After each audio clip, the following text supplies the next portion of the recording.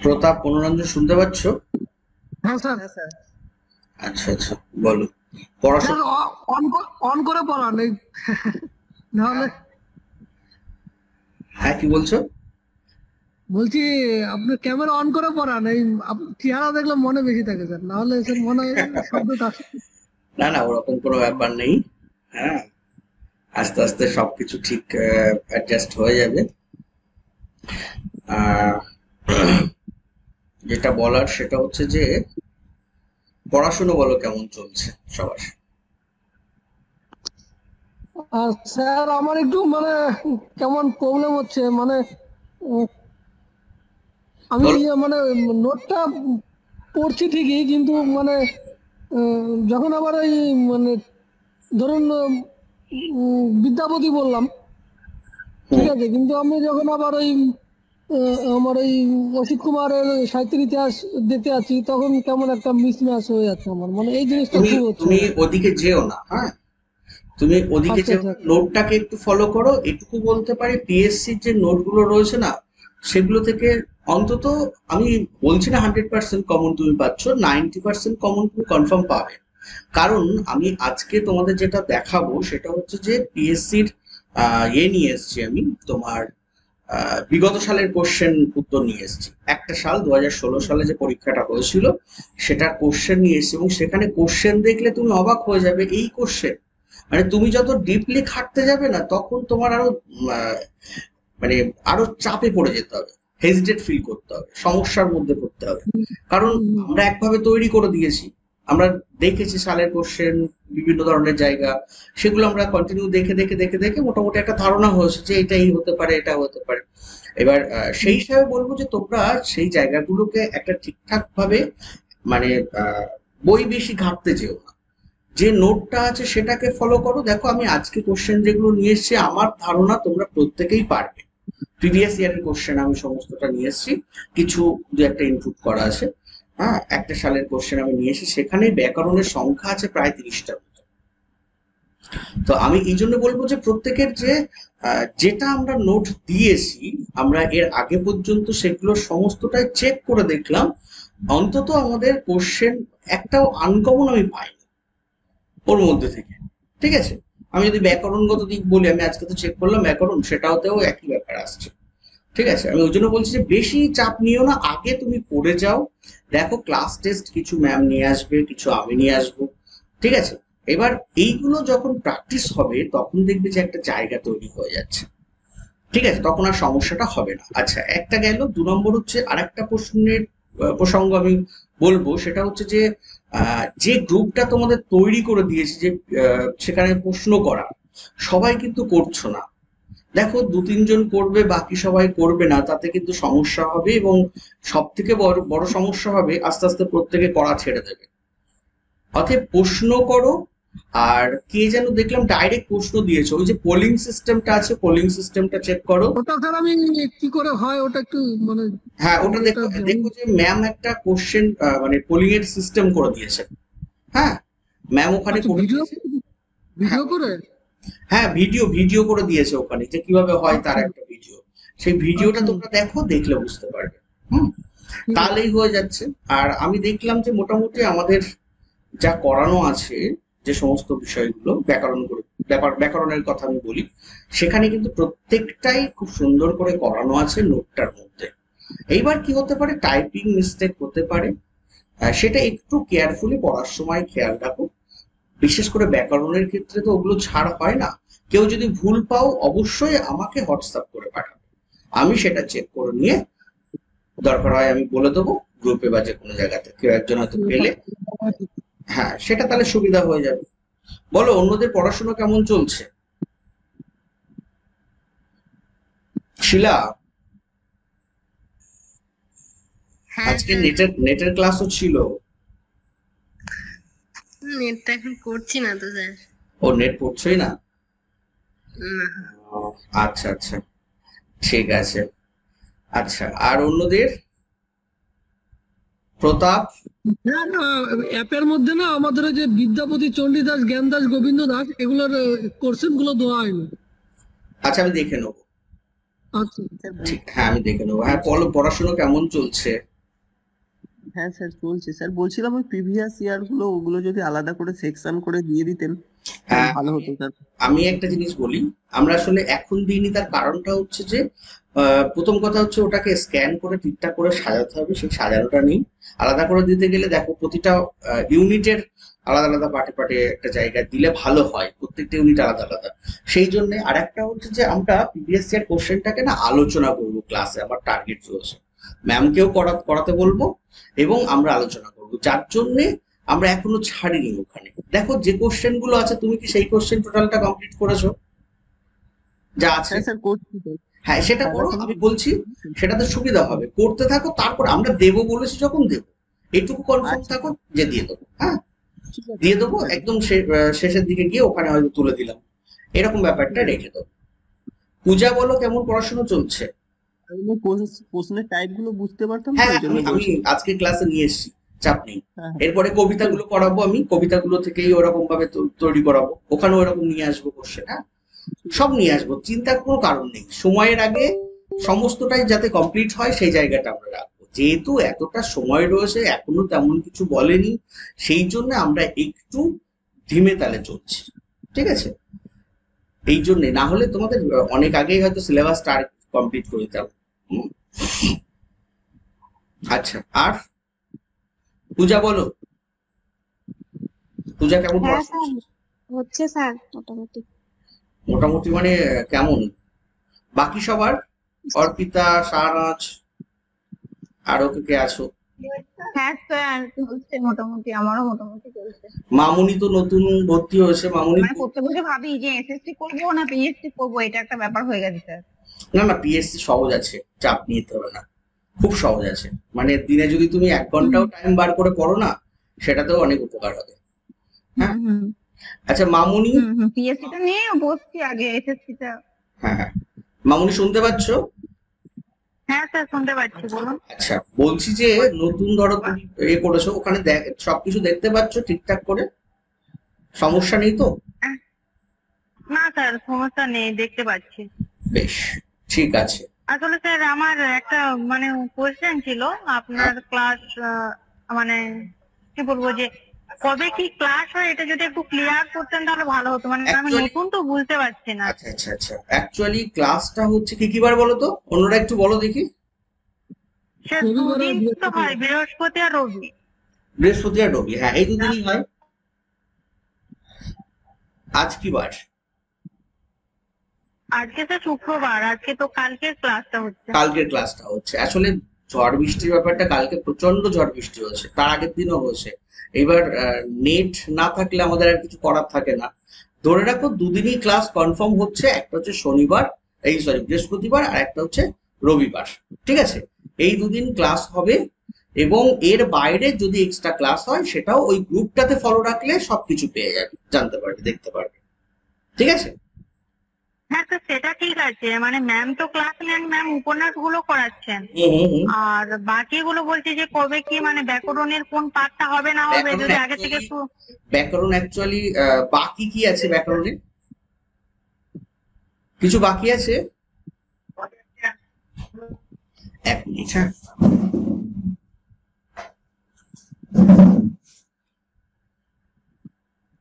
ব্যাকরণের কোনো টপিক কি বাকি আছে? ব্যাকরণ অ্যাকচুয়ালি সমস্ত টপিকই না মানে কমপ্লিট ক্লাস নেওয়া আছে। দুই একটা টপিক আমার মনে হয়েছে যে কিছু আর একটা দুটো ক্লাস নেওয়ার দরকার আছে, সেইগুলো ছাড়া বাকি টোটালটা হয়ে গেছে। তুমি দেখবে ওখানে ভিডিও করা ঢোকানো আছে সমস্তটা। এইবার যদি কোথাও তুমি ভিডিও দেখতে দেখতে তোমার সমস্যা হয়, কোথাও বুঝতে, যেহেতু অনেকটা লেট হয়ে গেছে, তুমি সেই সময়ে স্ক্রিনশট বা কিছু করে আমাদেরকে পাঠিয়ে দিলে, আমরা সেটা দেখলাম এবং পাঠিয়ে দেওয়ার পরে আমাকে জানালে যে স্যার এই প্রবলেমটা হচ্ছে, ম্যামের কাছে ম্যামের টপিকটা, আমার কাছে আমার টপিকটা দিয়ে দিলে আমরা সেগুলো হয় সঙ্গে সঙ্গে যদি ব্যস্ত না থাকি দেখে বলে দেবো, আর যদি ব্যস্ত থাকি তখন আমি বলে দেবো যে অমুক টাইমে তুমি ফোন করে নিও, বা আমি তোমাকে ফোন করে নেবো, এরকম কিছু একটা বলে দেবো, ঠিক আছে? আচ্ছা স্যার ঠিক আছে, তাহলে স্যার বলছি ব্যাকরণ পাঠটা শেষ হয়ে গেছে, তাহলে এবার আমাদের কি শুরু হবে? আমি কবিতা শুরু করব, কবিতা যেটুকু বাকি আছে একটা বোধহয় কবিতা ম্যাম পড়িয়ে দিয়েছেন, আর একটা কবিতা পড়তে করতে কিভাবে পড়তে হয়, যেহেতু কয়েকটা কবিতা আছে, মুখস্থ করাটা খুব জরুরি। এবং মুখস্থ করার সাথে সাথে বিভিন্ন আনুষঙ্গিক যে তথ্য রয়েছে সেই তথ্যগুলো আমাদের একটু পড়তে হবে। সেই জন্য একটু হয়তো সময় নিয়ে করাবো ওটা, ঠিক আছে? এরপরে কবিতাটা শুরু হবে, বৃহস্পতিবার করে কবিতা থাকবে। কোন কবিতা সেটাও আমি আজকে বলে দেবো, ঠিক আছে? আচ্ছা স্যার। হ্যাঁ, চলো আজকে আমরা একটু কিছু নিয়ে এসছি। আর যারা ওই গ্রুপে দেখি অনেকজন জয়েন করেছে, ক্লাসেও দেখলাম খুব একটা বেশি আসছে না। হ্যাঁ, এটা ঠিক নয়, ক্লাসটা অ্যাটেন্ড করাটা খুব জরুরি। দেখো আজকের ক্লাস টেস্ট, সবাই উত্তর দেওয়ার চেষ্টা করবে। হ্যাঁ, বলো, একেবারে সহজ কোশ্চেন নিয়ে এসেছি। প্রশ্নটার উত্তর দাও। সন্ধি কাকে বলে? বলো বলো দেখি, সন্ধি স্যার, কথা। বর্ণের সঙ্গে বর্ণের মিলনকে সন্ধি বলে তো? বেশ, আর কেউ? দুটি বর্ণের মিলনকে দুটি বর্ণের মিলনকে সন্ধি বলে। আচ্ছা, সন্ধি কথার অর্থ কি? সংযোগ করা বা সন্ধি মানে মিলন। দুটি বর্ণের সাথে মিলন। মিলন মিলন। আচ্ছা, আর সন্ধি কি বলছো? দুটি বর্ণের মিলনকে, শুধু দুটি কি হবে? একাধিক হয় না? তাই দুই বা ততোধিক শব্দ বা ধ্বনির মিলনে নতুন ধ্বনি বা শব্দ গঠনের যে প্রক্রিয়া তাকে বলছো সন্ধি। তোমরা যেটা বলেছো একটা ভুল নয়, বর্ণের সঙ্গে বর্ণের মিলনকে সন্ধি বলা হয়, বা কেউ বলছে ধ্বনি, ধ্বনির সাথে ধ্বনির মিলনে সন্ধি হয়। ঠিক আছে, পরের কোশ্চেন। তপোধ্যায়ন, সন্ধি বিচ্ছেদ এবং সন্ধির নাম, মানে কোন সন্ধি? অধ্যয়ন। হুম, সন্ধি বিচ্ছেদ একটা করতে বলছে, আর একটা হচ্ছে সন্ধি। কোন সন্ধি? আচ্ছা, সন্ধি এর আগে যেটা হ্যাঁ করলাম। স্যার, হ্যাঁ বলো। স্বরসন্ধি। তপযুক্ত অধ্যায়ন, ওটা স্বরসন্ধি। অ প্লাস অ সমান আ। আচ্ছা, সন্ধি কত প্রকার? 3 প্রকার। কি কি? স্বরসন্ধি, ব্যঞ্জন সন্ধি, ব্যঞ্জন সন্ধি আর নিপাতনে স্বরসন্ধি, ব্যঞ্জন আর বিসর্গ সন্ধি হয় না? সন্ধি। বিসর্গ সন্ধি। আর কি কোনো সন্ধি আছে? নিপাতনে সিদ্ধ সন্ধি। কাকে বলে নিপাতনে সন্ধি? ওটা স্যার নিয়ম, সন্ধি কোনো নিয়ম মানে না। বহির্ভূত যে সন্ধির সন্ধিগুলো কোনো নিয়ম মেনে চলে তাদেরকে না। নিপাতনে সিদ্ধ সন্ধি বলে। একদম তাই। আর বিসর্গ সন্ধির ক্ষেত্রে বিসর্গ সন্ধি কাকে বলে? বিসর্গের সঙ্গে বিসর্গের সঙ্গে বিসর্গের যে মিলন, বিসর্গের সঙ্গে বিসর্গ। হ্যাঁ, তাই কি হয়? বিসর্গের সঙ্গে বিসর্গের মিলন। বিসর্গের না সঙ্গে মানে স্যার, একটা শব্দ থাকে। হ্যাঁ, একটা হচ্ছে বিসর্গ থাকবে, আর একটা হয় স্বর অথবা স্বরসন্ধি, ব্যঞ্জন সন্ধি। ব্যঞ্জন, যে কোনো একটা থাকবে, তবেই তো সেটা মিলনে তৈরি হবে বিসর্গ, তাই না? চলো, তপযুক্ত অধ্যায়ন, এটা হচ্ছে বিসর্গ সন্ধি। বিসর্গ এর সঙ্গে অ মিলে ওর সঙ্গে ধোয়া সৃষ্টি করছে, করে তপোধ্যায়ন হয়ে যাচ্ছে। মিস্টেকটা কোথায় হবে বুঝতে পারছো? ক্লিয়ার হলো? স্যার আরেকবার বলুন তো, বিসর্গটা কার সঙ্গে যুক্ত হলো? বিসর্গ যুক্ত, এখানে অ আছে, এই যে লিখে দেওয়া আছে, হ্যাঁ, বিসর্গ অ বিসর্গ। মিলে তৈরি হচ্ছে ধ। কেন স্যার, আগেই তো ধ তো ছিল, এই অধ্যয়নে ধ তো ছিলই স্যার। কোনটা? হ্যাঁ ছিল। তপ। হ্যাঁ হ্যাঁ, হ্যাঁ, ঠিক। বিসর্গের সঙ্গে অ যোগ হয়ে কি হচ্ছে, তোমার এই ধটা না, মানে তপযুক্ত অধ্যায়ন, অটা, এই ধটা ছিল, বিসর্গের সঙ্গে অযোগ হচ্ছে, হয়ে বিসর্গ সন্ধি তৈরি। তো অই হয়ে যাচ্ছে তো স্যার। হুম, বিসর্গ আর অ যোগ হয়ে অই হয়ে যাচ্ছে, তপোধ্যায়ন হয়ে যাচ্ছে। অয় হয়ে যাচ্ছে, ঠিক। তাহলে এটা বিসর্গের সঙ্গে মিলিত হচ্ছে। মেন কথা হচ্ছে যে তপ বিসর্গ হচ্ছে, যুক্ত অধ্যায়ন হচ্ছে, তাই তো? হ্যাঁ, অটা বিসর্গের সঙ্গে মিলে যাচ্ছে আর কি। হ্যাঁ, তপোধ্যায়ন। হ্যাঁ, এটা কি হবে? ঘন বৃষ্টি,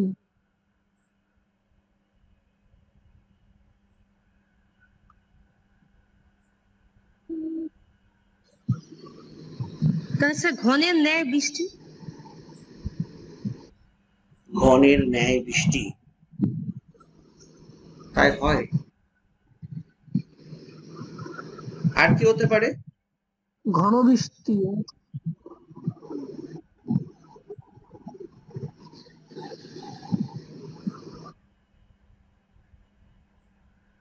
ঘন বৃষ্টি,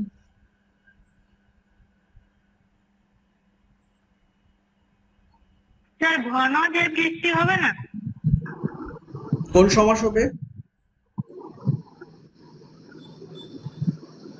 হৈমন্তী স্যার বহুব্রীহি কি? স্যার সাধারণ কর্মধারায় হবে, সাধারণ কর্মধারায়। ঘন যে বৃষ্টি সাধারণ কর্মধারায় সমাস। ঠিক আছে, কিন্তু ব্যাপারটা হচ্ছে বলার সময় অন করবে, বলার পরে অফ করে দেবে। হ্যাঁ, ঘন যে বৃষ্টি, এটা হচ্ছে কর্মধারায় সমাস হচ্ছে, তাই তো? নেক্সট চলো, ছোট এই আটচালার মধ্যে তাহার সংসার, এখানে আটচালা শব্দে কোন সমাস হচ্ছে? দ্বিগু সমাস স্যার সংখ্যাপূর্বক বহুব্রীহি। সংখ্যাপূর্বক বহুব্রী, কেন? দ্বিগু সমাস হবে। হ্যাঁ, দ্বিগু সমাস কেন? স্যার সমাহার চালার সমাহার হবে তো? সমাহার হ্যাঁ হ্যাঁ 8টি চালার সমাহার। হ্যাঁ, আমি বলছি কেন? সমাহার মানে যোগ বোঝাচ্ছে, সমাহার অর্থে? সংখ্যা বোঝাচ্ছে। আচ্ছা, মানে যখন সমাহারটা বোঝাবে তখন দ্বিগু সমাস হয়, তাই তো? হ্যাঁ স্যার। কিন্তু এখানে সংখ্যা আছে না? সংখ্যা পূর্ববর্তী সংখ্যাবাচক বিশেষণ হলে দ্বিগু সমাস হয়। আটচালা,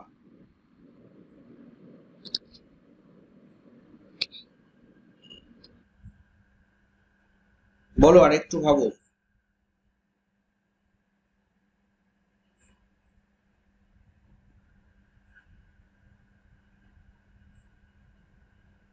সংখ্যাপূর্বক বহুব্রীহি সমাস বলছে কেন?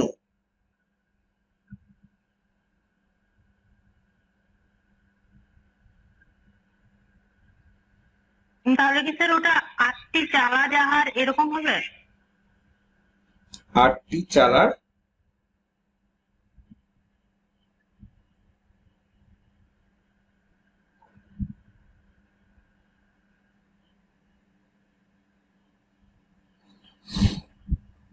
কেউ বলতে পারবে না?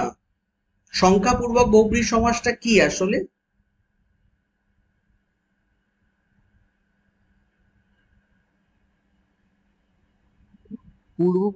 পূর্বপদ সংখ্যা আছে। পূর্বপদ সংখ্যা বোঝাচ্ছে, আর হ্যাঁ,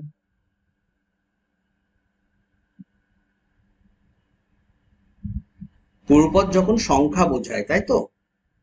আর কিছু কি বোঝায়? মনে রাখবে, পূর্বপদে সংখ্যা বোঝালে সেটা হচ্ছে সংখ্যাপূর্বক বহুব্রীহি, আর একটা কি হচ্ছে, পরপদে কোনো বস্তুর নাম বোঝায়। ঠিক আছে, তারপরে সমাসটি কোনো ভিন্ন বস্তুকে বোঝাচ্ছে যা সমাসের ভিতরে স্পষ্ট থাকছে না, এরকম ব্যাপারটা হচ্ছে।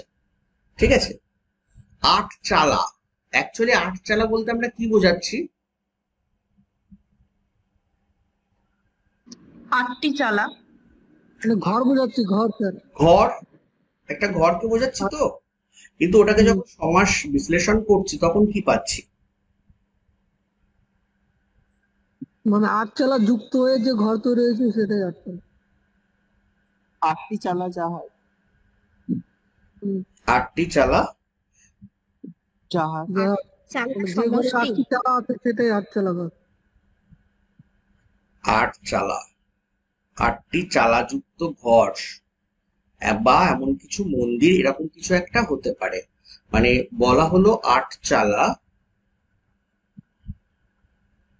তাহলে এখানে কি থাকছে, যে 8 চালা, 8টি চালা যুক্ত ঘর হতে পারে, তাই না, বা মন্দির। আমি এটাকে বিশ্লেষণ করছি, ঠিক আছে। কিন্তু যখন শুধু 8 চালা বলছি সেটা কি বোঝায়, একটা ঘর না, 8 চালা ঘর এরকম থাকে না। হ্যাঁ হ্যাঁ আমি বোঝাতে পারছি কি এই জায়গাটা, মানে একটু ধরার ব্যাপার রয়েছে, হ্যাঁ, একটু টাফ টাইপের, ঠিক আছে। সংখ্যাবাচক বহুব্রীহি মনে রাখবে পূর্বে সংখ্যা বোঝাবে, আর পরের পরপদে কোনো বস্তুকে নির্দেশ করছে, আর সেই সঙ্গে বলছে যে সমাহার, এই সরি, মানে যে সমাস পদটি মানে পাওয়া যাচ্ছে সেটা ভিন্ন কোনো বস্তুকে বোঝাচ্ছে, যা সমাস মানে ভাঙলে যে পদটা পাচ্ছি তার সঙ্গে এর সম্পর্কটা একটু আলাদা হয়ে যাচ্ছে, এই জায়গাটা মনে রাখতে হবে। না হলে আমরা 8 চালার সমাহার সেটা তখন আবার মানে ওই অর্থে বলতে পারতাম যে দ্বিগু সমাস, তাই না, সমাহার থাকলে দ্বিগু সমাস হয়। সেই জন্য এখানে দেখো এই যে দ্বিগু এবং সমাহার দুটোই কিন্তু ব্যবহার করেছে, ঠিক আছে, মানে দ্বিগু সমাস আবার সমাহার দ্বিগু সমাস এরকম ব্যাপারটা বলেছে। দ্বিগু সমাসের সাথে সংখ্যাপূর্বক বহুব্রীহি সমাসের পার্থক্যটা তাহলে কিভাবে ধরবো? বলো এবার, দ্বিগু সমাসের পার্থক্য, দ্বিগু সমাস কাকে বলে? এই যে সমাহার বা সমষ্টি বোঝাবে, সমষ্টি বোঝাবে, আর আরেকটা হচ্ছে পূর্বপদ সংখ্যাবাচক বিশেষণ হবে, হ্যাঁ, আর পরপদ, পরপদ হচ্ছে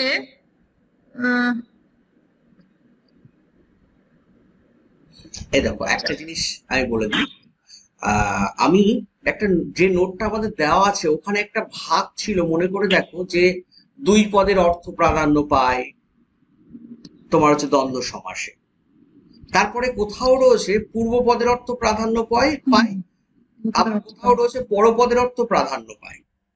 মানে সমাসবদ্ধ পদ আর সমাস ব্যাসবাক্য, একটা হচ্ছে কি সমাসবদ্ধ পদ, আর একটা হচ্ছে কি পূর্বপদ আর উত্তর পদ, এই দুটো পদের সমন্বয়ে গড়ে ওঠে কি ব্যাস বাক্য। আমাদের এই যে কখনো পূর্বপদ প্রাধান্য পাচ্ছে, কখনো পরপদ, কখনো দুটো পদ প্রাধান্য পাচ্ছে সমাসবদ্ধ পদে, আবার কোথাও এর যে অর্থ সেটা কিন্তু এখানে এসে প্রকাশ পাচ্ছে না। মানে আমি বলতে চাইছি 8 চালা মানে আমরা সাধারণত ঘরকে নির্দেশ করছি, কিন্তু যখন 8 চালা এটাকে বিশ্লেষণ করছি 8টি চালা যুক্ত ঘর, তখন কিন্তু আলাদা হয়ে যাচ্ছে। মানে বলতে চাইছি যে, বা এখানে অ্যাকচুয়ালি এই যে 8টি চালা, এই এর পরে আর তুমি যেও না, এগুলো ঘর নাকি সেটা তো তুমি বুঝতে পারছো না যখন বিভাজন করা হচ্ছে। 8টি চালা সেই অর্থে হচ্ছে। আমি বলতে চাইছি যে এখানের অর্থ আর এখানের অর্থ যখন মিল না থাকে তখন কোন সমাস হয়? স্যার আরেকবার বলুন, এখানের অর্থ আর আরেকটা কি বললেন? সমাসবদ্ধ পদের অর্থ আর পূর্বপদ ও উত্তর পদ মানে ব্যাস বাক্যের অর্থ যদি আলাদা হয় তাহলে কোন সমাসে পড়ে? বহুব্রীহি, একটা নতুন বহুব্রীহি সমাস স্যার।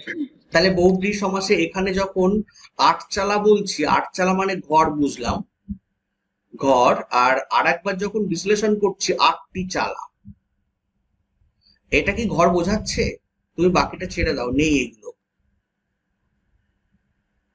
এটা কি ঘর বোঝাচ্ছে? 8টি চালা বহুব্রীহি সমাসের নিয়মিত এটা। হ্যাঁ স্যার। ক্লিয়ার হচ্ছে কি না? বুঝতে পারলে বলবে কিন্তু। না না স্যার, বুঝতে পারছি। আমি এই জায়গাটা ধরাতে চাইছি যে ধরো তুমি প্রথমে বুঝতে পারছো না, দ্বিগু সমাসে এখানে 8ও আছে, সংখ্যাবাচক বহুব্রীহি সমাসে 8ও আছে, দ্বিগু সমাসে এখানে হচ্ছে তোমার ওই সংখ্যাবাচক বিশেষণ, এখানেও সংখ্যাবাচক বিশেষণ।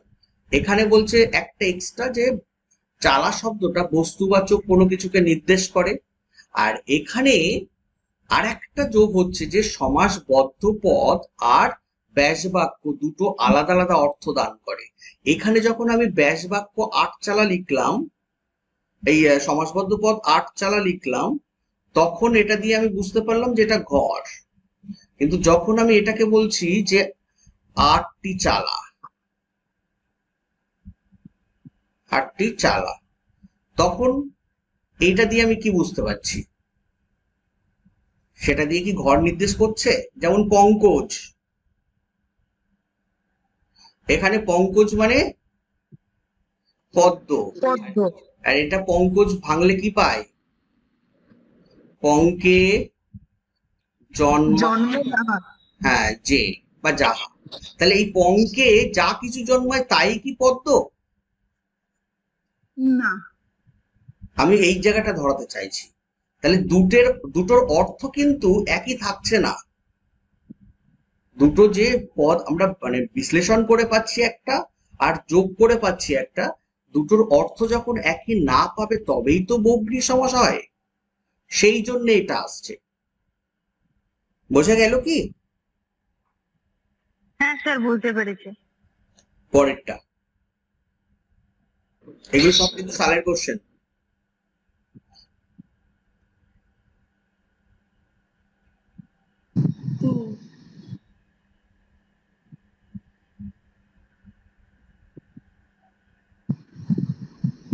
স্যার কর্ম তৎপুরুষ সমাস। লোককে দেখানো, লোক দেখানো, এটা হবে কর্ম তৎপুরুষ সমাস, কারণ লোক, কর্ম তৎপুরুষ সমাস হ্যাঁ হ্যাঁ, এইটা হবে স্যার কর্ম তৎপুরুষ সমাস, লোককে দেখানো, কর্ম তৎপুরুষ। একদম, লোককে দেখানো। ঠিক আছে, নেক্সট।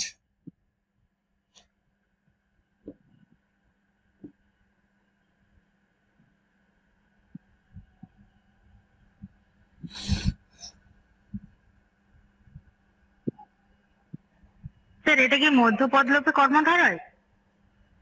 কেন হবে?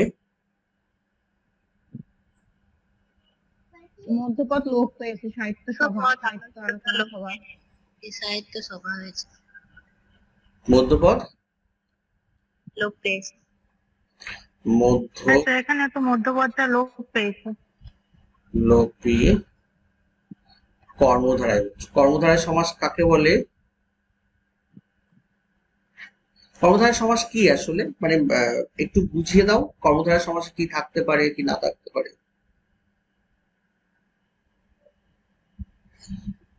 দেখো, দ্বন্দ্ব কিন্তু হবেই না, কারণ দ্বন্দ্ব সমাসে প্রথম কথা ও এবং এই ধরনের শব্দ থাকা দরকার ছিল। তারপরে দুটো যে পদ, সেই দুটো পদের অর্থ এখানে সমানভাবে প্রায়োরিটি পাবে, সেরকম হচ্ছে না, তাই না? তৎপুরুষ সমাস মাঝখানে একটা যে এই ধরনের কিছু থাকে, আমরা যদি আমাদের মনে রাখার জন্য বলি, তাই না? আবার ওখানে কিছু বিভাজনও রয়েছে, যেখানে কে দিয়ে মানে পূর্বপদে কে যুক্ত থাকলে কর্ম তৎপুরুষ, দ্বারা দিয়া থাকলে করণ তৎপুরুষ, সেরকম কিছু থাকে। আচ্ছা, থাকছে এই দুটো, হয় উপমান কর্মধারায় নাই মধ্যপদলোপী কর্মধারায়। যেহেতু মাঝখানে উপমান থাকবে না কেন? উপমান হবে না কেন? উপমানের মতো বা কিছু নেয় এরকম কিছু একটা থাকতে পারে, হ্যাঁ। আর এখানে যেহেতু আলোচনাটা এখানে লুপ্ত হয়ে যাচ্ছে, তাই মধ্যপদলোপী কর্মধারায় সমাস হচ্ছে। ঠিক আছে, পরেরটা, রান্নার জন্য ঘর।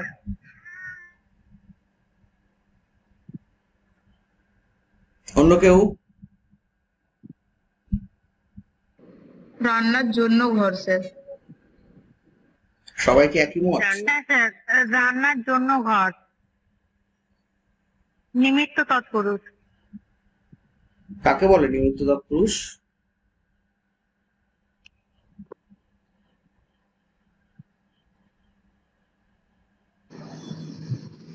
স্যার অপশন গ হবে স্যার, রান্না করা হয় যে ঘরে।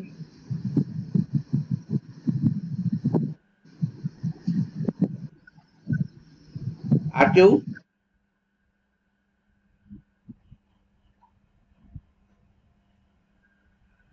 স্যার খ হবে না, রান্না করার ঘর। একই তো লাগছে। আচ্ছা, এটা রান্না করা হয় যে ঘরে। রান্নার জন্য হবে, হ্যাঁ, এটা না, এটা আমি আমারই ভুল হয়েছে। রান্নার জন্য ঘর, ঠিক আছে। ভাবো কত কাছাকাছি দিচ্ছে। মানে তিনটে তো চারটে তো একই স্যার, তো ওটা হলো কেন রান্নার জন্য? রান্না করা হয় যে ঘরে একই তো হলো, আর রান্না করার ঘর। কেউ কিছু বলো। স্যার অপশন গ হবে স্যার, রান্না করা হয় যে ঘরে। কেন?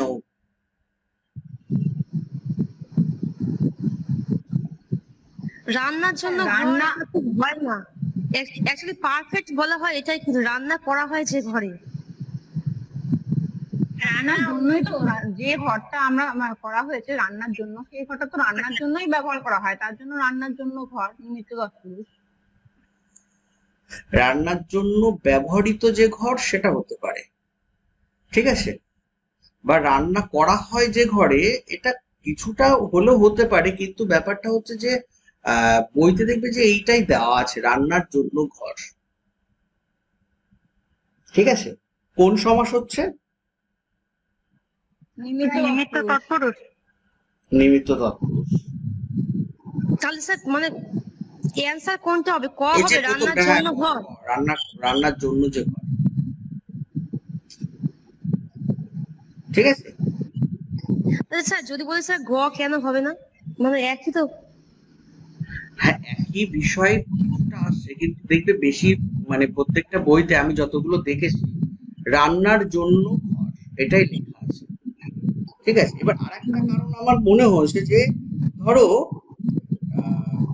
একটা উদ্দেশ্য থাকছে ওখানে, রান্নাঘর আমরা বলছি সেখানে কিন্তু একটা উদ্দেশ্য থাকছে। কি উদ্দেশ্য? এটা হ্যাঁ বলো। ঘরে যদি রান্না করা হয় তাহলে সেটা তো রান্নাঘর হচ্ছে না, না? রান্না করা হয় যে, হ্যাঁ, মানে একটা উদ্দেশ্য নিয়ে ওখানে যাওয়া হচ্ছে, সেই উদ্দেশ্যটা না এই রান্নার জন্য বা রান্নার উদ্দেশ্যে ঘর, সেইটা কিন্তু দেখো বোঝা যাচ্ছে, ঠিক আছে। হ্যাঁ।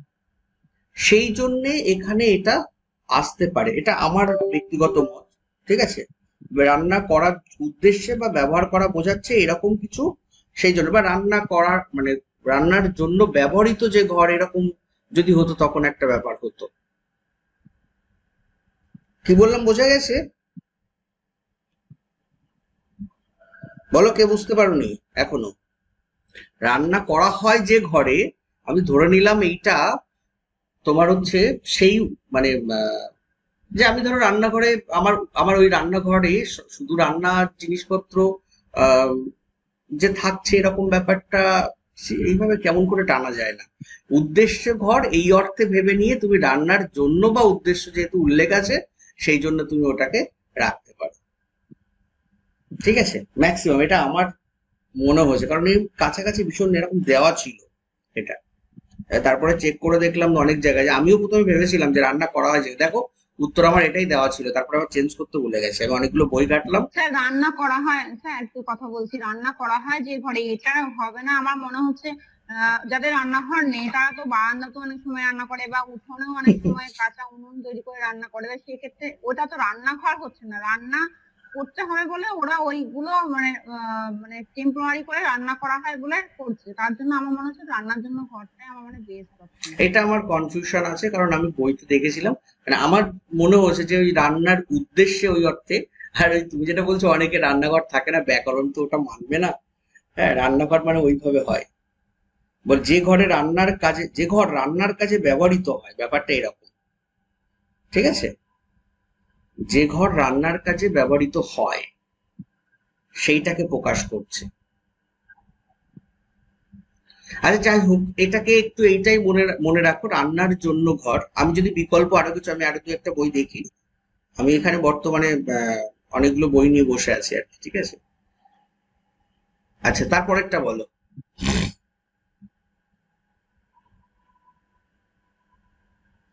সাধারণ কর্মধারায়। হুম। সাধারণ কর্মধারায়। সাধারণ কর্মধারায়। কেন সাধারণ কর্মধারায়?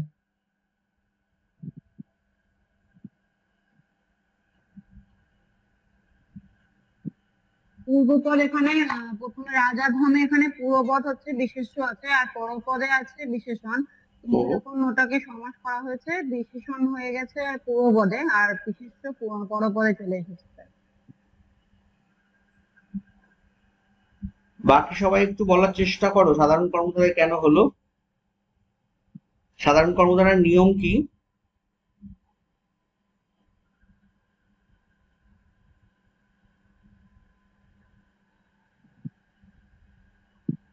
সাধারণ কর্মধারয় এইখানে একটা জিনিস বলো তো, যে অধম এটা কি, কোন পদ? পরপদের অর্থ প্রাধান্য পাচ্ছে।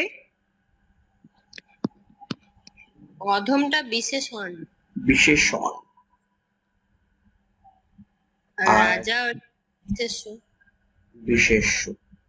এবার আর একটু এখানে মনে রাজা মানে এখানে পরপদটারই প্রাধান্য পাচ্ছে। পরপদ প্রাধান্য পাচ্ছে। এবার ব্যাপারটা হচ্ছে যে দেখো, সাধারণ কর্মধারয় সমাসে এরকম ছিল, বিশেষ্য প্লাস বিশেষণ, বিশেষণ প্লাস বিশেষ্য, এরকম ছিল। কিন্তু কর্মধারয় সমাসের যে নিয়ম, পরপদের অর্থটাকে প্রাধান্য দেওয়া, সেটাকে কিন্তু এখানে প্রকাশ পাচ্ছে। ঠিক আছে, এই জন্য এটা সাধারণ কর্মধারয় সমাস হচ্ছে। নেক্সট,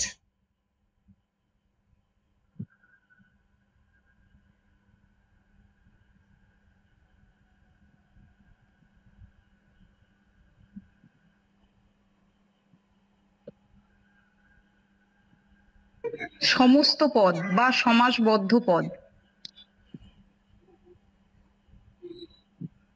সমস্যাবান পদগুলোর মধ্যে অর্থের যে যোগ তাকে কি বলা হয়? আর কেউ?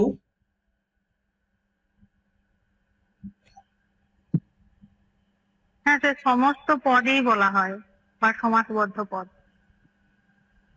এখানে তো যোগ করতে বলেনি, বলছে তার অর্থের যে যোগ রয়েছে সেটাকে কি বলে? হ্যাঁ স্যার, ওটা ব্যাস বাক্য। বুঝতে পেরেছো? প্রশ্নটা দেখিনি স্যার ভালো করে। হ্যাঁ, প্রশ্নটা বুঝতে হবে তো, এইখানে একটু ভাবতে সরি হবে। স্যার। আচ্ছা, তারপরেরটা দেখো, এখনো কিছু প্রশ্ন আছে।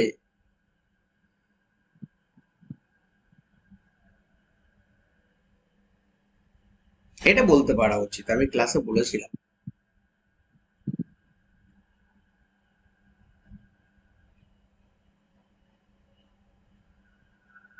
এ বিভক্তি। এ বিভক্তি। এর হ্যাঁ, কোনটা বললে?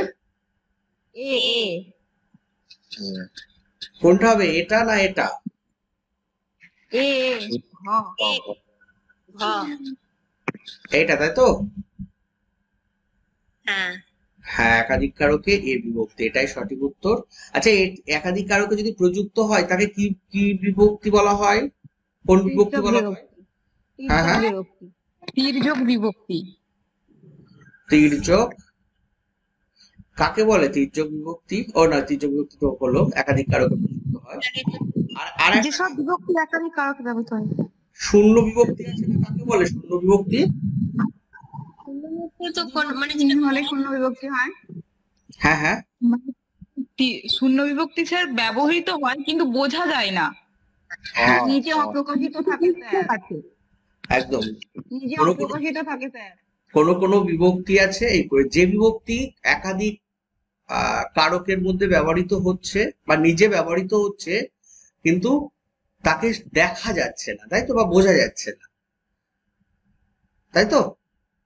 অপ্রকাশিত থাকে। হ্যাঁ, অপ্রকাশিত থাকে, তাকে বলা হচ্ছে শূন্য বিভক্তি, মনে রাখবে। ঠিক আছে, আর এরকম কিছু বিভক্তি রয়েছে। এটা হচ্ছে এ বিভক্তি গেল। পরের উত্তরটা কি হবে?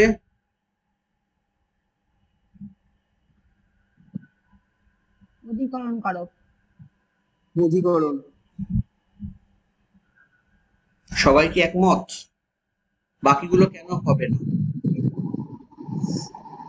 ঠিক আছে, স্থান বলতে অধিকরণ কারকই হবে।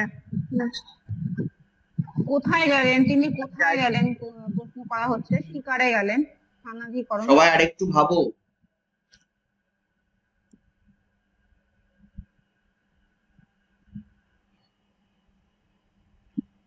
হ্যাঁ, নিমিত্তকারক হতে পারে, তিনি শিকারের নিমিত্ত গেলেন। অধিকরণই হবে স্যার। না, নিমিত্ত কারক হবে, শিকারের জন্য গেলেন, নিমিত্ত এইটাই তরের হচ্ছে জন্য। ব্যাপার, ভাবনা চিন্তা আরেকটু ডিপলি করতে হবে। সহজ কোশ্চেন, ঠিক আছে? তিনি শিকারের নিমিত্ত গেলেন, তো শিকারের মানে শিকারের সন্ধানে গেলেন বা নিমিত্ত বা শিকারের জন্য গেলেন, এটাই তো হচ্ছে না। শিকারে গেলেন, শিকারটা তুমি কি অর্থে বলছো? অধিকরণ কারক, অধিকরণের তিনটে ভাগ আছে, তাই না? একটা হচ্ছে স্থান, একটা হচ্ছে কাল, আর একটা হচ্ছে অবস্থা বা এরকম কিছু অবস্থা ধরে নাও। তুমি এবার এই তিনটের মধ্যে কাল আর পাত্র স্যার। আচ্ছা, বেশ, বিষয়াধিকরণ, বিষয়। পাত্র বা বিষয়, বিষয় অধিকরণ। তো তুমি এটাকে এবার কি হিসাবে ধরতে চাইছো? হ্যাঁ স্যার, এটা নিমিত্তই হবে স্যার, শিকারের নিমিত্ত গেলেন। হ্যাঁ, সেই বোঝা যাচ্ছে তো। করণ কারক, করণ কারকে কি থাকে? হইতে থেকে উপাদান আর করণ, দ্বারা দিয়া করণ স্যার। দ্বারা দিয়া। দ্বারা দিয়া কর্তৃক, কর্তৃকারকে এ দিয়ে কে বা কে বা তারা, তারা, কাকে। আর কর্মকারকে কি, কাকে আর কাদের। কি, কাকে, কাকে, এই সমস্ত। কাদের। হ্যাঁ, কাদের। নেক্সট,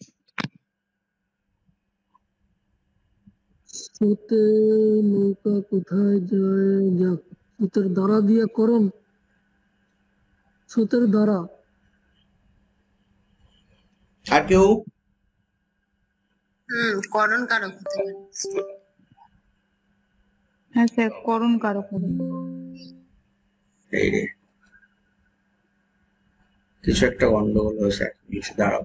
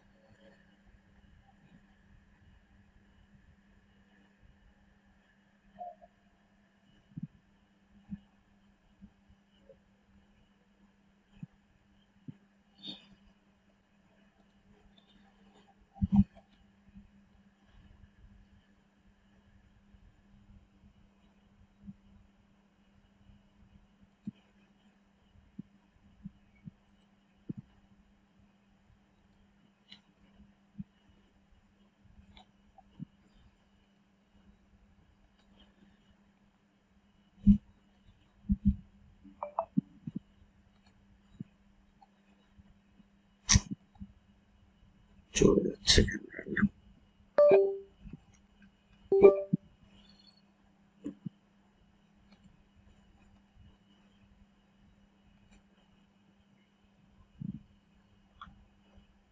হ্যাঁ, বলো।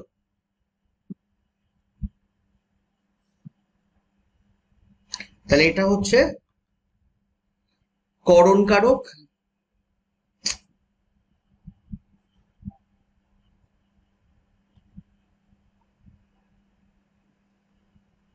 তাহলে এটা হচ্ছে করণ কারক। কেন করণ কারক? স্রোতের দ্বারা। দ্বারা, তাই বোঝাচ্ছে। পরেরটা বলো। শ্রীযুক্ত মতু, গ। শ্রীযুক্ত মতু। বাকি সবাই কি একই? প্রত্যয় কাকে হ্যাঁ। বলে? বলো, একটু আমরা আলোচনা করে নিই। প্রত্যয় কাকে বলে?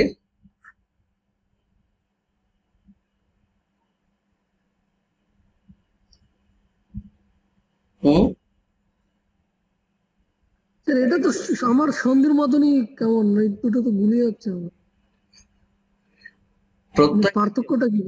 আগে বলো, প্রত্যয় কাকে? যে যেখানে মানে শব্দের পরে যুক্ত হয়, যুক্ত হয় নতুন শব্দ বা ধাতুর পরে যে শব্দ বা যে বর্ণ বা হ্যাঁ বলো। বর্ণ বা বর্ণ সমষ্টি ধাতু বা শব্দের পরে যুক্ত হয়। হ্যাঁ, তাহলে যে বর্ণ বা বর্ণ বর্ণ সমষ্টি ধাতু বা বা শব্দের পরে যুক্ত হয়। তাকে কি বলছে? স্যার শব্দের পরে তো বিভক্তিও যুক্ত হয়, তারপরে পদ তৈরি হয় না? হ্যাঁ হয়, কিন্তু প্রত্যয়গুলো আলাদা। প্রত্যয় যখন যুক্ত হবে তখন মূল শব্দের পরিবর্তন হয়ে যায়, কিন্তু বিভক্তি মূল শব্দের পরিবর্তন করে না। যেমন প্রত্যয় নতুন শব্দ তৈরি হবে। হাত, হাত যুক্ত আ যোগ করলে কি হয়? হাতা। হাতা, হাতা। তাই তো? আবার বলছি হাত যুক্ত হাতা, হাত যুক্ত হর্ষই কি হচ্ছে? হাতি। হাতি। হাতি। এবার এই হাতার সঙ্গে হয়তো লেন এটা যুক্ত হয়ে গেল, গিয়ে হাতাইলেন। ঠিক আছে, হাত মূল শব্দ, কোন একটা কিছু হাতাইলেন মানে খুঁজলেন, সেই অর্থে ব্যবহৃত হচ্ছে। তাহলে এখানে দেখো হাত এটা হচ্ছে মূল শব্দরূপ, তার সঙ্গে আ এটা যুক্ত হচ্ছে, হয়ে হাতা তৈরি হলো, ওর সঙ্গে লেন। আটা কি স্যার? আটা কি এখানে স্যার? হাতা বলতে এখানে মূল শব্দটাকে তৈরি করার জন্য আমাকে এই আ প্রত্যয়টা নিতে হচ্ছে। ঠিক আছে, আচ্ছা। নিয়ে ওর সঙ্গে লেন, অ্যাকচুয়ালি এই দুটো যোগ করলে তবেই তুমি মূল শব্দ পাচ্ছ। যেমন লেনটাও কি স্যার প্রত্যয়? লেনটাও কি স্যার প্রত্যয়? না, এক্সট্রা কিছু বর্ণ বা বর্ণগুচ্ছ যোগ হচ্ছে। ঠিক আছে, হ্যাঁ হ্যাঁ সেটা। এইবার যে বিষয়টা আমি বলতে চাইছি, ধরো একজন, আমি একটা বাক্য সেই সময় তুলেছিলাম, আমার যতটা মনে আছে, যে তোমার হচ্ছে লোকটি হাত দিয়ে হাতিকে খাওয়াইলেন। ঠিক আছে, হাত মূল শব্দ, ওর সঙ্গে আসলে অপ্রত্যয় যোগ হচ্ছে, তখন হচ্ছে কিন্তু মূল শব্দ, এই সরি অধাতু, অপ্রত্যয় নয়, অ হচ্ছে ধাতু, হাত হচ্ছে মূল শব্দ, তার সঙ্গে অধাতু যোগ হয়ে যে যেটা তৈরি হচ্ছে সেটাই হচ্ছে তোমার শব্দ। ঠিক আছে, মানে আমি এই প্রত্যয় যে বিভাজনটা আসবো, প্রত্যয় দুটো ভাগ করছে, একটা কি প্রকৃতি মানে প্রকৃতি অর্থে, আর একটা আসছে হচ্ছে প্রত্যয়। ঠিক আছে, মানে প্রত্যয় করতে গিয়ে এই দুটো অংশ আসতে হচ্ছে। এবার এই প্রকৃতি, এই প্রত্যয়ের দুটো ভাগ আছে, কৃত প্রত্যয় আর তদ্ধিত। এবার এই তদ্ধিত যেটা বার করছো, সেই তদ্ধিতটা এইটা, আমি কি বোঝাতে যাচ্ছি? এই সরি, তদ্ধিত তার মূল অংশ, এটাও এরকম দুটো ভাগ হয়, তার মূল অংশ এইটা, যে তদ্ধিত প্রকৃতি এটা।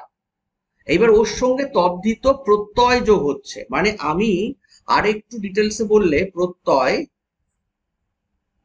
দুটো ভাগ করা হয়, একটা হচ্ছে কৃত আর একটা হচ্ছে তদ্ধিত, আর একটা হচ্ছে প্রকৃতি, এটাও দুটো ভাগ, একটা হচ্ছে বলো নাম, নামপদ, ক্রিয়াপদ। নামপদ, নাম প্রকৃতি, নাম প্রকৃতি, আর এটা ধাতু প্রকৃতি। নাম নাম বা প্রকৃতি, হ্যাঁ, আর এটা হচ্ছে ধাতু ক্রিয়া ধাতু প্রকৃতি। এবার এই ধাতুর সঙ্গে এই কৃতটা যোগ হয়, ধাতুর সঙ্গে কৃত যোগ হয়, হ্যাঁ, আর নামের সঙ্গে তদ্ধিত প্রত্যয়, আচ্ছা, এটা হচ্ছে কৃত প্রত্যয়। এইবার দেখো, আমি যখন বলছি ধাতু, মানে ক্রিয়াপদের মূল অংশকে ধাতু বলছি, তো এইটা ইজিক্যাল তৈরি হচ্ছে যেটা, সেটা ক্রিয়াপদ। আচ্ছা, আর এই যে নাম আর এই তদ্ধিত, এই দুটো যোগ হয়ে তৈরি হচ্ছে মূল শব্দ নাম। এবার এই জায়গায় যদি আমি হাতটা লিখি, এর সঙ্গে প্রত্যয় যখন অ যোগ করছি, সরি হাত যুক্ত হর্ষই যোগ করছি, তখন হচ্ছে কি হাতি। হাতি একটা মূল শব্দ তৈরি হয়ে গেল, তাই তো? হ্যাঁ, তাহলে এই হর্ষইটা হচ্ছে তদ্ধিত প্রত্যয়, হাতটা হচ্ছে নাম প্রকৃতি, এই দুটো যোগ হয়ে তৈরি হচ্ছে মূল শব্দ হাতি। আর আমি, তুমি যেটা বললে বিভক্তি, হাত যুক্ত অ, এইটা যুক্ত হয়ে তৈরি হচ্ছে হাত, ঠিক আছে? তখন এইটা তৈরি হচ্ছে শব্দ, এটাকে বাক্যে ব্যবহার করার জন্য তৈরি হচ্ছে পদ। বোঝা গেছে কি? না স্যার, হাতের সঙ্গে আমি অ যোগ করলাম, এটা হচ্ছে আপনার বিভক্তি যোগ হলো, তাই তো? হ্যাঁ, বিভক্তি যোগ হলো। বিভক্তি যোগ হয়ে এটা একটা পদ তৈরি হয়ে গেল, তাই তো? হ্যাঁ, এটা হচ্ছে পদ। ক্লিয়ার হচ্ছে কি? আচ্ছা আচ্ছা, আর এটার একটা উদাহরণ দিন তো স্যার, ধাতু প্লাস প্লাস কৃত প্রত্যয় সময় সময় ক্রিয়াপদ। বলতে পারো খা খা যোগ আ ইজিক্যাল টু খাওয়া। খাটা হচ্ছে মূল ধাতু, পর যুক্ত আ, পড়া। খা, দেখ, পর, যা, এগুলো সব হচ্ছে ধাতু প্রকৃতি। ক্লিয়ার হলো কি? হ্যাঁ স্যার। আগে ভিডিওটা দেখো, ওই ভিডিও না দেখে আসলে তুমি এইগুলো বুঝতে পারবে না। মাঝখানে এসে হঠাৎ করে আমরা যদি এরকম ভাবে বলি, তুমি বুঝতে পারবে না। ওখানে অনেক উদাহরণ দেওয়া আছে প্রকৃতির, ওখানে গিয়ে বলা আছে যে প্রকৃতি কোনটা, প্রত্যয় কোনটা, কোনটার সঙ্গে কোনটা জুড়ছে, ঠিক আছে? সবগুলো দেওয়া আছে। তো এখানেই প্রত্যয় সেই অর্থে বসছে। আচ্ছা, এবার বলো শ্রীমান শব্দটির সঠিক প্রকৃতি প্রত্যয় কি হবে? গ শ্রীযুক্ত মতু। শ্রীযুক্ত মতু। ঠিক আছে, পরেরটা বলো।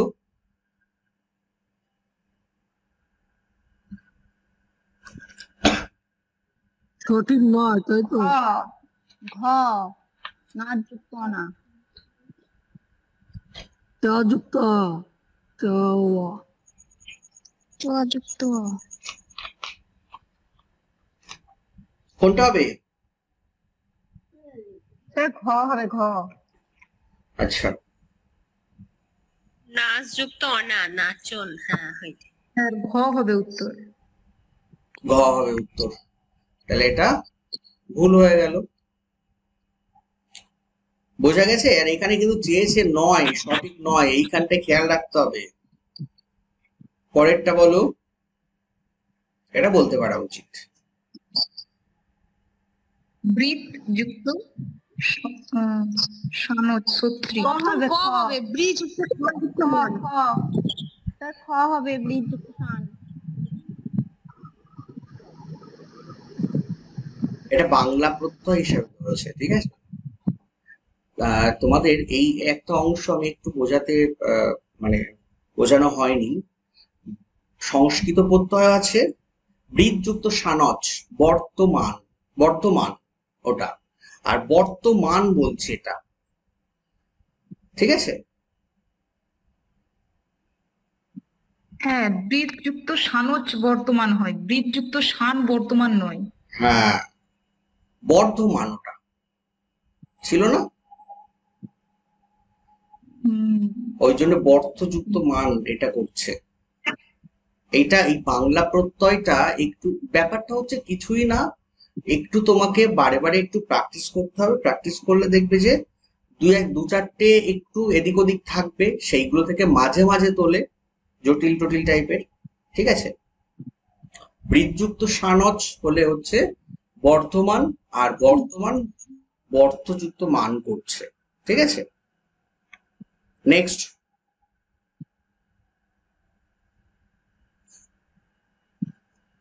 প্রত্যয় এবং সমাস থেকে দেখলাম বেশ 2016 সাল অনেক কোশ্চেন দিয়েছে, আরো অন্যান্য দিয়েছে, এক কথায় প্রকাশ টোকাশ। জলদ যুক্ত অর্চি। জলত যুক্ত উচিত, খণ্ডত্ব যেটা আছে সেটা হবে। কয়েকটা ক নম্বর হবে। তাহলে খণ্ডত্ব যেটা আছে সেটা, ঠিক আছে? পরেরটা,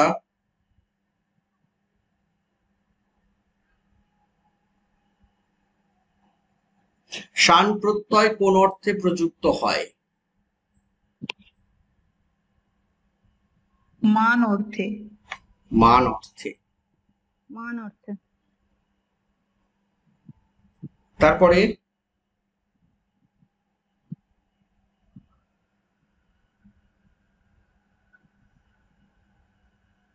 এটা তো প্রত্যয় হবে স্যার। প্রত্যয়। প্রত্যয়। তাহলে এটা প্রত্যয় হবে। যে বর্ণ বা হয় এটা যে বর্ণ বা বর্ণ সমষ্টি শব্দের শেষে যুক্ত হয়ে নতুন শব্দ সৃষ্টি করে তাকে বলা হচ্ছে প্রত্যয়। হ্যাঁ, আর কি একটা বললে কি? সাধিত শব্দ। কেন?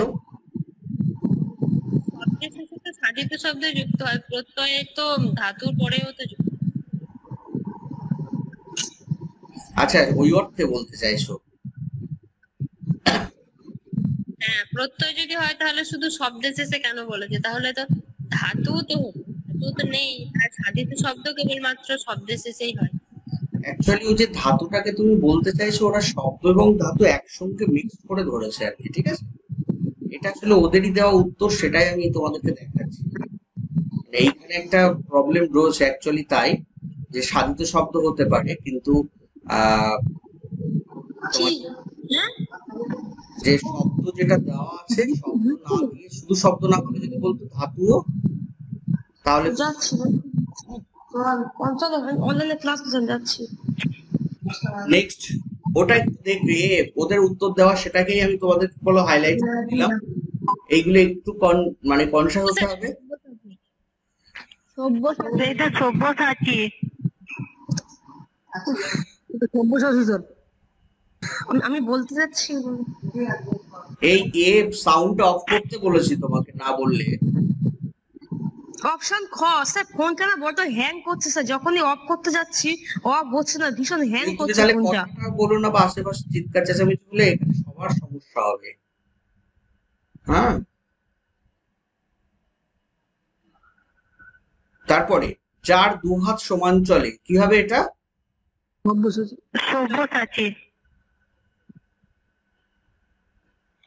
পরেরটা কি হবে?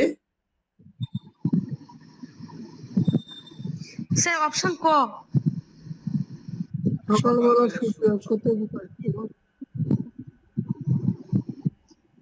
বালার্ক, ঠিক আছে? তারপরেরটা স্যার হিংসা। ভেবে চিনতে বলো। সিংহ হবে, সিংহ। সিংহ, হ্যাঁ স্যার। হিংস যুক্ত অ। জিজ্ঞাসা কি হবে? স্যার সিংহ সন্ধি বিচ্ছেদ তো হিংস যুক্ত অ, এখানে দন্ত ন কই? হ্যাঁ স্যার, হিংস যুক্ত ওই হলে তো সিংহ হয়। হয়ে গেছে। হ্যাঁ, হিংস যুক্ত অ। জিজ্ঞাসা, জিজ্ঞাসা কি হবে? জ্ঞাযোগ সংযোগ অযোগা। সংযুক্ত অযুক্ত আ। জ্ঞাযোগ সংযোগ অযোগা। আচ্ছা, এটা কি হবে?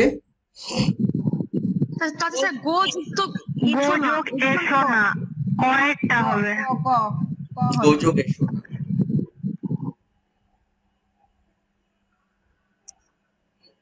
এটা স্যার হবে প্রত্যহ, গ। অপশন গ হবে। প্রত্যহ। তারপরেরটা দেবযোগ আলয়, ক। দেবযোগ আলয়।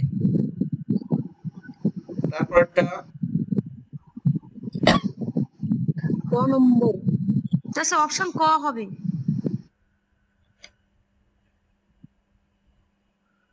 তারপরেরটা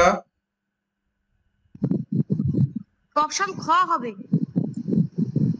প্রতিযোগিতা, গয় হর্ষি, অপশন খ। তারপরেরটা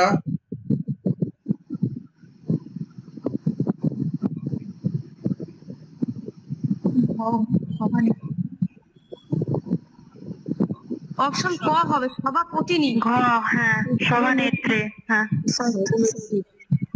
পরেরটা শীতলতা, ক। পদান্তর। শৈথিল্য হবে না?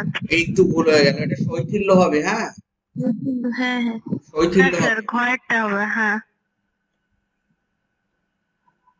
তারপরেরটা সৌর, সৌর। তারপরেরটা ঔচিত্য গ ঔচিত্য গ হবে। অজিত। তাহলে এই গেল তোমাদের প্রিভিয়াস ইয়ারের কোশ্চেন। বলো এখানে এবার খুব কঠিন কোশ্চেন ছিল কি? এটা কত সালের স্যার? 16 ছিল মানে সমাজগুলো একটু হ্যাঁ, এটা 2015 সালে যেটা পিএসসি যে হয়েছিল ওটার কোশ্চেন পেপার কি এটা? তা তো বলতে পারবো না, তবে 2016 লেখা ছিল, সেটাই আমি তোমাদেরকে দেখালাম। ঠিক আছে, কোশ্চেন যেগুলো 16তে লেখা ছিল সেগুলোই দেখালাম। সম্ভবত এটা 16তেই পরীক্ষা হয়েছে তার কথা, 15টা নয়।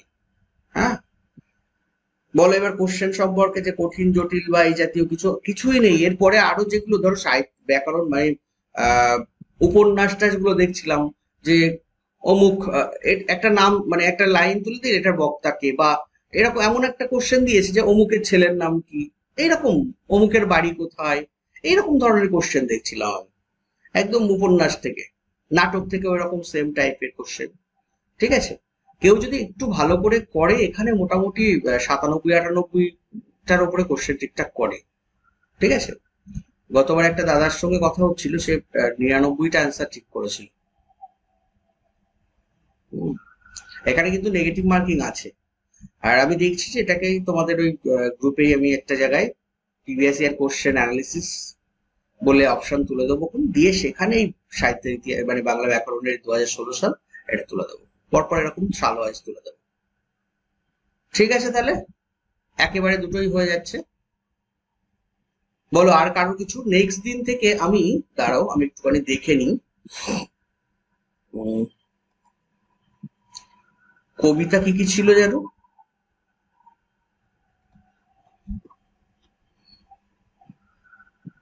কবিতা স্যার বনলতা সেনের কয়েকটা কবিতা পড়ানো হয়েছিল। বনলতা সেনের পড়ানো হয়েছিল, সকলের গান পড়ানো হয়েছিল। হ্যাঁ, সকলের গান পড়িয়েছিলেন স্যার। মেঘনাথ বধ এই মধুসূদন দত্তের কবিতা একটা বোধহয়। হ্যাঁ বলো। বনলতা সেনের প্রথম কবিতাটা ম্যাম পড়িয়েছিলেন, তারপর ওই 20 বছর পরে ওই কবিতাটা পড়া দেওয়া ছিল। আচ্ছা আচ্ছা, ম্যাম পড়িয়েছিলেন তাই তো এখানে? তাই এটা শুরু করেছি। আচ্ছা আচ্ছা, তোমাদের জীবনানন্দের আবার আমি শুরু করব। আমার একটা জিনিস একটু বলার, সেটা হচ্ছে বনলতা সেন কবিতাটা সবাই অবশ্যই পরের দিন একটু মুখস্থ করবে। দেখো ছোট একটা কবিতা, 3টে প্যারা আছে, কিভাবে পড়বে আমি দেখছি যেটা যে বনলতা সেন প্রথম প্যারাতে আছে 6টা লাইন। আজকের থেকে নেক্সট বৃহস্পতিবার যদি আমি ধরি, তাহলে যদি আমি আগামীকাল বলি মানে 8 দিন সময় পাচ্ছ তোমরা, 7 থেকে 8 দিন পাচ্ছ মানে টোটাল নেক্সট বৃহস্পতিবারের ক্লাস অনুযায়ী। তা আমি যদি এরকমও করি, একটা করে প্যারা মুখস্থ করে আসবে, কালকে একটা করলে, তারপরের দিন আরেকটা করলে, তারপরের দিন আরেকটা করলে, দেখো 3টে প্যারা শেষ। কি বলছি বুঝতে পারছো? এটা কি সম্ভব? বলো দেখি। হ্যাঁ স্যার, আর তাছাড়া স্যার এটা ম্যাম পড়িয়েছিলেন, মানে ম্যাম পড়াইছিলেন তো, ম্যাম ক্লাস ধরেও এটা ধরানো। তাহলে সমস্যা হওয়ার কথা নয়। আমি বলবো যে সবাই অন্তত চেষ্টা করো এইভাবে পড়া, তারপরে সে আমি একটু ম্যাম করিয়ে দিয়েছে মানে ওটা তাও না হয় আমি একবার রিভাইজ করিয়ে দেবো, সমস্যা নেই। আর 20 বছর পরে এই কবিতাটা, এই যে এখানেও দেখলাম খুব বেশি নেই 20 বছর পরে, যেটা এখানে দেখবে নোটে 2 নম্বর পৃষ্ঠা যতটায় আছে ততটা মতো পড়ে আসবে এখানে। ঠিক আছে, এই দুটো কবিতার আর পুরোটা পারলে তো খুব ভালোই হয়।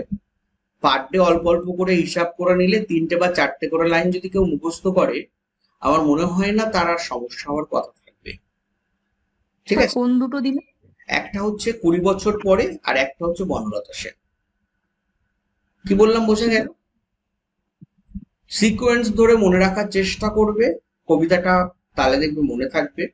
জীবনানন্দের কবিতা তো আমরা সবাই কম বেশি জানি, ওনার প্রকৃতি চেতনা বিষয়ক থাকে, তারপর নিঃসঙ্গতা। এখানে 20 বছর পরের যে কথাটা বলছে কবিতাটা, এটা দেখবে অনেক ওখানে এও করা আছে, আবৃত্তি বোধহয় দেওয়া আছে। তো আমি বলবো যে এটা একটু যদি পারো যে মুখস্থ করা। তারপরে এখানে দেখবি বেশিরভাগ সব হচ্ছে গ্রামগঞ্জের কথাবার্তা রয়েছে, চাষবাসের কথা আছে, ঠিক আছে। কবিতাটা প্রত্যেকে যদি একটু খোলো বুঝতে পারবে। যে দেখো বলছে যে, দাঁড়াও আমার এখানে আছে কিন্তু দেখুন,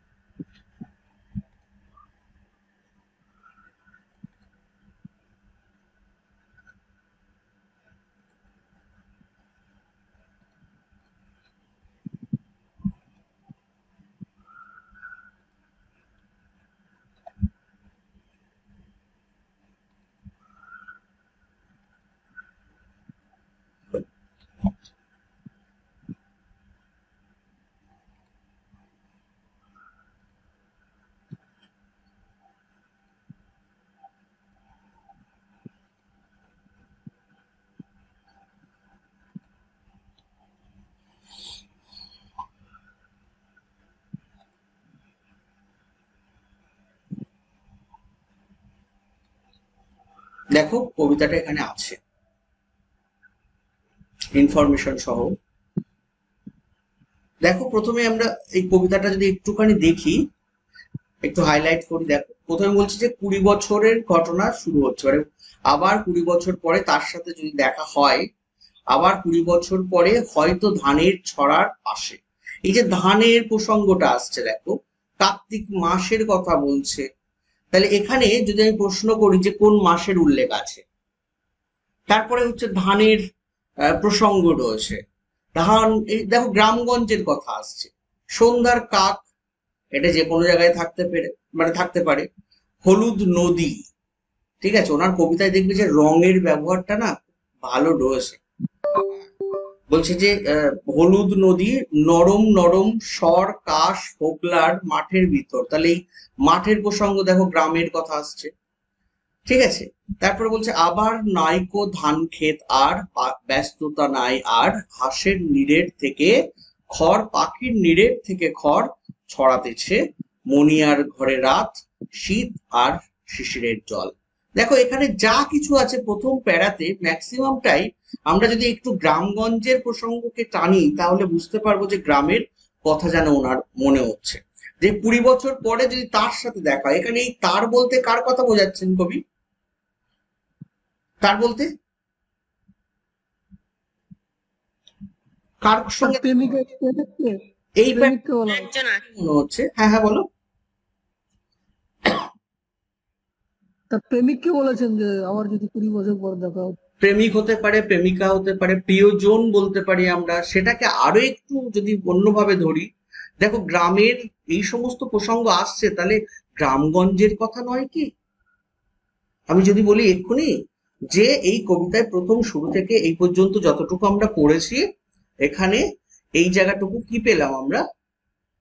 এখানে এটা তো হতে পারে তার সেই তিনি হয়তো গ্রাম ছেড়ে শহরে চলে গেছেন, গ্রামের কথা আসতে পারে। তো সেই গ্রামে তিনি 20 বছর পরে ফিরে আসছেন, তাহলে সেই গ্রামের সঙ্গে তার দেখা হচ্ছে। তখন তিনি কি করছেন দেখো, আবার 20 বছর পরে হয়তো ধানের পাশে কার্তিকের মাসে, তখন সন্ধ্যার কাক ঘরে ফিরে, তার মানে সন্ধ্যাবেলার কথা বলছে, তখন হলুদ নদী, নরম নরম স্বর কাশ হোগলা। এই যে গাছগুলোর কথা বলছে, এগুলো কি আসলে? স্বর কাশ হোগলার কথা বলছে, এগুলো কি?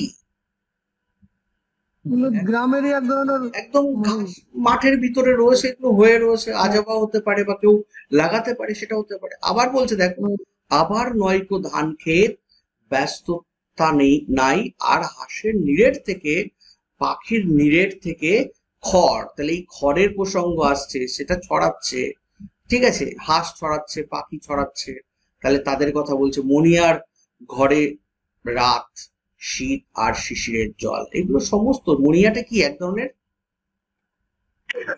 পাখি তারা পাখি? তাহলে সবগুলো কোথাকার বর্ণনা আসছে এখানে?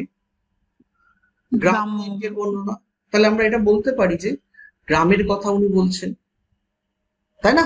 হ্যাঁ স্যার, এটাই অ্যাপ্রোপ্রিয়েট হয় স্যার, মানে প্রেমিক বলে কিন্তু ঠিক অ্যাপ্রোপ্রিয়েট হয় না, মানে বুঝতে অসুবিধা হয়ে যায় তখন।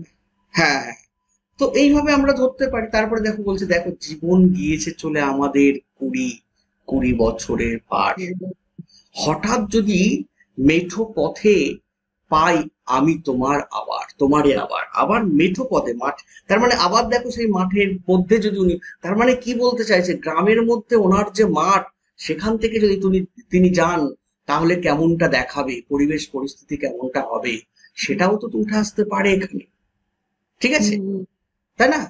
উনি যেতে যেতে ওনার ভাবনা চিন্তার মধ্যে এই সমস্ত গুলো বাসা বাঁধতে পারে, যে বলছে যে এই যে জীবন গিয়েছে চলে আমাদের 20 বছরের পার, তখন হঠাৎ যদি মেঠো পথে পাই আমি তোমারে আবার, মানে সেই পুরনো স্মৃতিচারণা মানে মাথার মধ্যে চলে আসছে, সেটার কথা বলছে। হয়তো এসেছে চাঁদ মাঝরাতে একরাশ পাতার পিছনে, সরু সরু কালো কালো ডালপালা মুখ নিয়ে তার। চাঁদ এসছে, দেখো কার সঙ্গে কার তুলনা করছে, অলংকারের প্রসঙ্গ আসছে, ঠিক আছে? বলছে চাঁদ মাঝরাতে একরাশ পাতার পিছনে, এই পাতার কথা, তার পিছনে সরু সরু কালো কালো ডালপালা আছে, সেখানে মুখ নিয়ে চাঁদটা এসছে, ঠিক আছে? তাহলে এই যে গাছপালার কথা, শহরে কি তুমি গাছপালা পাবে এখন আর? সেই জায়গাটা পাবে, তাহলে সেটার কথা বলছে। শিরিষের, জামের, ঝাউয়ের, আমের 20 বছরের পরে তোমার সাউন্ড আসছে না, সবারই কি একই হচ্ছে? না স্যার, আসছে আমাদের। ঠিকই আছে। বলছি যে শিরিষের অথবা জামের, ঝাউয়ের, আমের, মানে এইগুলো সব গাছের কথা বলছে। 20 বছর পরে তখন তোমারে নাই মনে, মানে 20 বছর পরে আজ আর এই সমস্ত কথা কিছুই মনে নেই। তাই বলছে জীবন গিয়েছে চলে আমাদের 20 বছরের পার, তখন আবার যদি দেখা হয় তোমার আমার, যদি তোমার আমার সঙ্গে তখন দেখা হয়, ঠিক আছে? তাহলে এখানেও দেখো আমরা গ্রামের কথা বলছি, তাহলে এখানে তার প্রিয় কোনটা? গ্রামের মাতৃভূমির কথা বলছি, কি মাতৃভূমি, তাই না?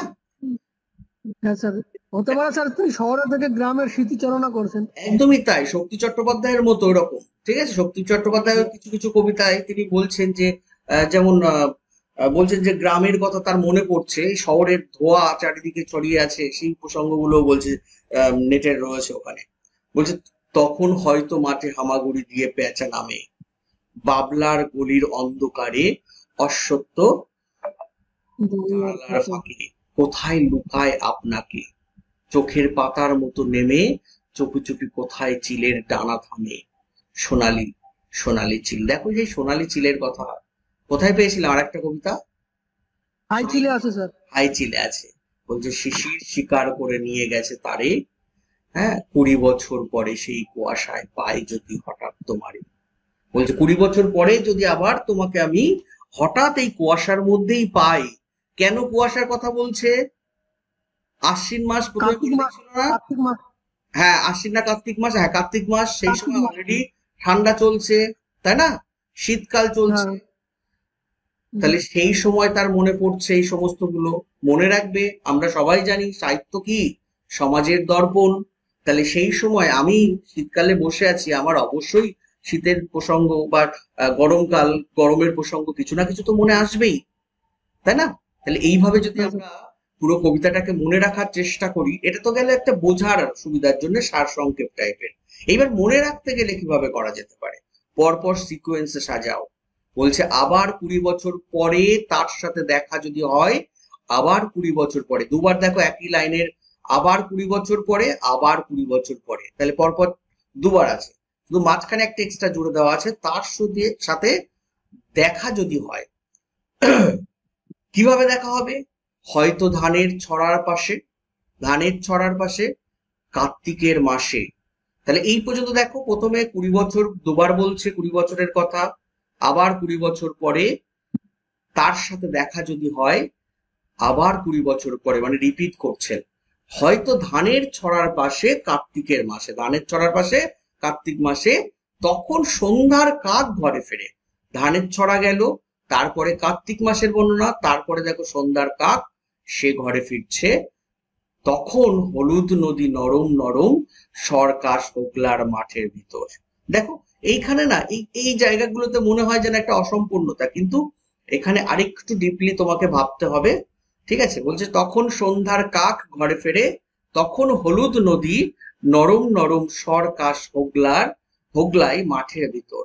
ঠিক আছে, এই সমস্তগুলো সব যেন একটা মিলেমিশে একাকার আছে। এই দুটো লাইনের মধ্যে কত জিনিসের উল্লেখ তিনি করেছেন দেখো। ঠিক আছে, তাহলে প্রশ্ন করতে পারে যে সন্ধ্যার কাকের উল্লেখ আছে কোন কবিতায়? বলতে পারে যে 20 বছর পরে কবিতায় যে নদীর কথা উনি উল্লেখ করেছেন তার রং কি ছিল, বা নরম নরম কিসের কথা বলা হয়েছে 20 বছর পরে কবিতার মধ্যে।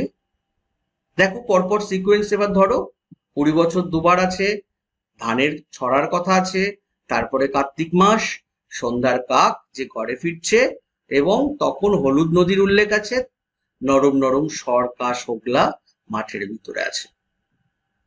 আবার বলছে অথবা নয়কো ধান খেতে আর ব্যস্ততা নেই আর, হাঁসের নিরেট থেকে খড়, পাখির নিরেট থেকে খড়।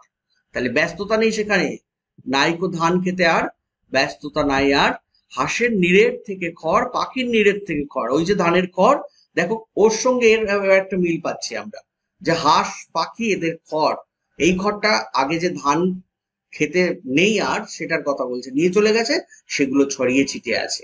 মনিয়ার ঘরের রাত, শীত আর শিশিরের জল এর মধ্যে রয়েছে। তাহলে এই পর্যন্ত যদি আমাদের বলতে হয়, মনে রাখতে হয়, পরপর ওই শব্দগুলোকে তুমি এবার সাজিয়ে নাও, সাজিয়ে নিয়ে মুখস্থ করো, 2-4 বার পড়ো, মনে থেকে যাবে। কি বললাম বোঝা গেছে? হ্যাঁ স্যার। মনে থাকবে কি? এভাবে পড়া যেতে পারে? হ্যাঁ স্যার। হ্যাঁ বেশ। স্যার। বলো আর কোনো জায়গায় সমস্যা? দেখো চেষ্টা করো এভাবে নিজেদের মতো করে সাজানোর, বাকিটা আমি তো আছি। ঠিক আছে, আমি তাহলে নেক্সট স্যার হ্যাঁ বলো মামুনি। স্যার বলছিলাম যে আপনি যে পিডিএফটা দেখে পর পড়াচ্ছিলেন, তো ওটাতে যে ফার্স্ট লাইনটা আছে যে আবার বছর 20 পরে তার সাথে দেখা হয় যদি, মানে আপনারটাতে আছে দেখা যদি হয়, কিন্তু আমার কাছে যে পিডিএফটা আছে সেটাতে আছে দেখা হয় যদি। তো এটাই বলছিলাম যে একটু মানে চেক করে দেখবেন তো যে মানে কোনটা ঠিক আর কি। আচ্ছা, তোমার কাছে ওটাই বলছিলাম। পিডিএফ আছে?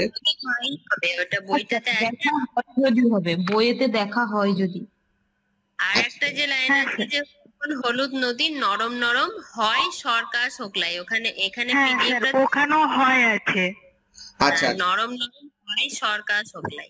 আচ্ছা আচ্ছা, ওগুলাই মাঠের ভিতরে। এগুলো আসলে আমরা ব্যাপারটা হচ্ছে স্ক্যান করে বসানো, তো কখনো কখনো হতে পারে মিস্টেক হয়ে গেছে। ঠিক আছে, সেগুলো জানি একটু তো লাইনগুলো। ঠিক আছে, কেউ একজন আমাকে একটু হোয়াটসঅ্যাপে একটু লিখে অবশ্যই পাঠিও, হ্যাঁ পাঠিয়ে দিও, আমি ওটাকে ঠিক করে তারপর আমাদের অ্যাপে তুলে দেবো। যাদের যাদের নোট চলে গেছে তোমরা একটু চেক করে নিও ওই জায়গাগুলো, কনফিউশন হলে অবশ্যই ক্লাসে সেটাকে ক্লিয়ার করবে প্রত্যেকের। হ্যাঁ ঠিক আছে, তাহলে টাটা আজকে। স্যার বলছি যে পরের দিন তাহলে আমাদের কোন কবিতাটা হবে, 20 বছর পরে না এই দুটো কবিতা এটাই হবে? এই দুটো কবিতা, আচ্ছা স্যার। পরে আর একটা হচ্ছে ছিল বনলতা সেন না কি ছিল, ওটাই তো? হ্যাঁ স্যার, বনলতা সেন আর 20 বছর পরে। আচ্ছা স্যার, ঠিক আছে। ঠিক আছে, তাহলে tata, good night. Good night sir. Good night sir. হ্যাঁ প্রত্যেকে গুড নাইট।